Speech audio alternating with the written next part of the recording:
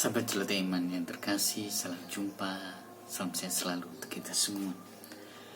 Pada Jelata Iman kali ini, saya mengajak kita semua belajar untuk mendalami pendidikan iman anak.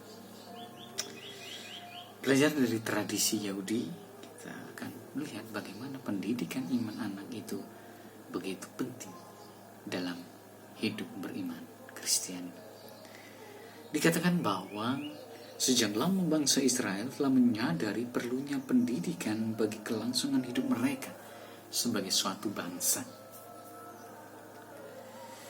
Dalam perjanjian lama terungkap bahwa mereka berhasil mempertahankan jati diri mereka sebagai sebuah bangsa karena dikondisikan oleh pengetahuan dan ketaatan kepada hukum Allah. Karena itu, untuk menjamin kemakmuran, pertumbuhan dan kelangsungan hidup mereka sebagai umat pilihan Allah, bangsa Israel secara sungguh-sungguh mendidik anak-anak mereka untuk mengasihi Allah dan untuk memahami dan melaksanakan hukumnya. Dalam tulisan ini kita akan melihat bagaimana orang Yahudi melangsungkan pendidikan iman anak mereka secara turun-temurun. Pertama-tama kita akan melihat bagaimana orang Yahudi memandang kedudukan dan peranan anak dalam komunitas bangsa itu. Kemudian kita akan melihat bagaimana tugas mendidik anak itu merupakan tanggung jawab yang dipercayakan oleh Allah kepada mereka karena dinyatakan di dalam hukum Taurat. Sesudah itu kita akan melihat bagaimana tanggung jawab untuk mendidik anak dalam iman itu dilaksanakan secara nyata. Akhirnya kita akan melihat apa yang dapat dipelajari oleh umat Katolik. Saudara-saudariku, sahabat Jelata Iman Katolik yang terkasih. Pertama, pandangan tentang anak. Orang Yahudi percaya bahwa semua manusia diciptakan menurut citra Allah. Karena itu, kehidupan manusia dipandang sakral dan Talmud Babilonia Sabat 15b menetapkan aturan bahwa orang boleh melanggar hari Sabat demi seorang bayi yang berumur 1 hari, tetapi tidak demi mayat, bahkan Daud Raja Israel sekalipun. Kesucian hidup manusia itu sudah diterapkan pada bayi segera setelah dia lahir. Seorang anak perlu diajar untuk memahami martabat pribadinya sebagai citra Allah. Konsekuensinya, setiap anak berhak untuk dikasihi dan dipelihara supaya dapat mengembangkan dirinya secara maksimal. Masa kanak-kanak sebagai masa yang penuh kesucian, kegembiraan, dan keindahan yang harus dihargai dan dihargai. Talmud mengatakan bahwa masa kanak-kanak adalah karangan bunga mawar dan bahwa nafas anak-anak itu bebas dari dosa. Seorang anak belum memiliki kemampuan kognitif untuk sepenuhnya membedakan kebaikan dan kejahatan. Karena itu orang tua memiliki tanggung jawab utama untuk membimbing anak sesuai kehendak Allah. Anak-anak merupakan harapan masa depan dalam setiap masyarakat.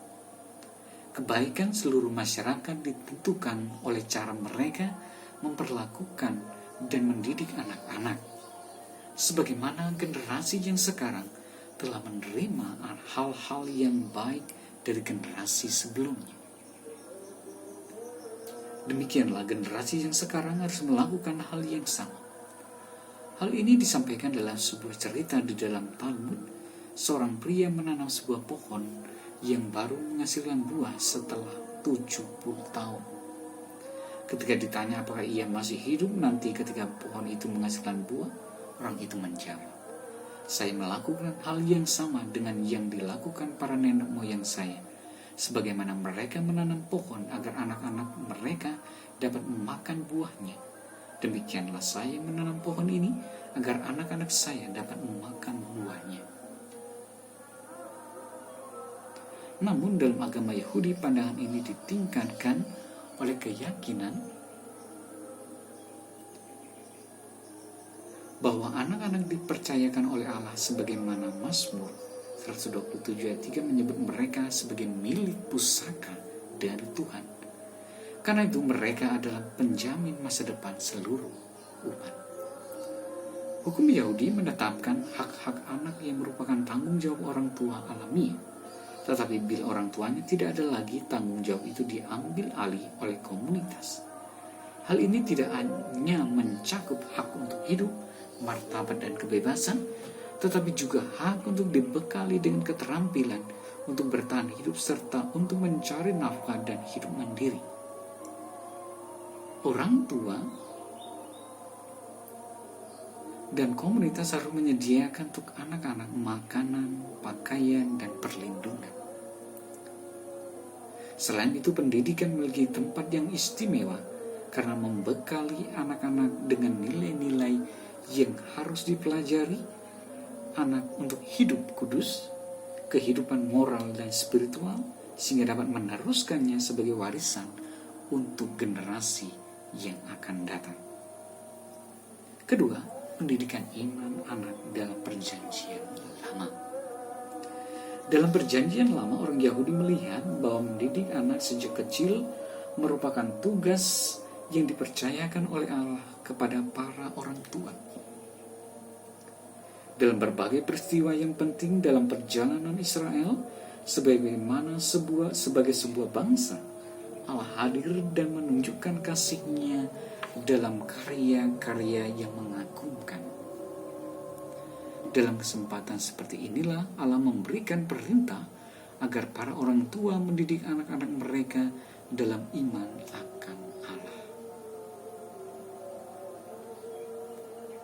Saudara-saudariku, sahabat celoteh iman yang terkasih, inilah dasar bagi kita, bagi para orang tua, bagi keluarga Kristiani untuk mendidik anak-anak mereka.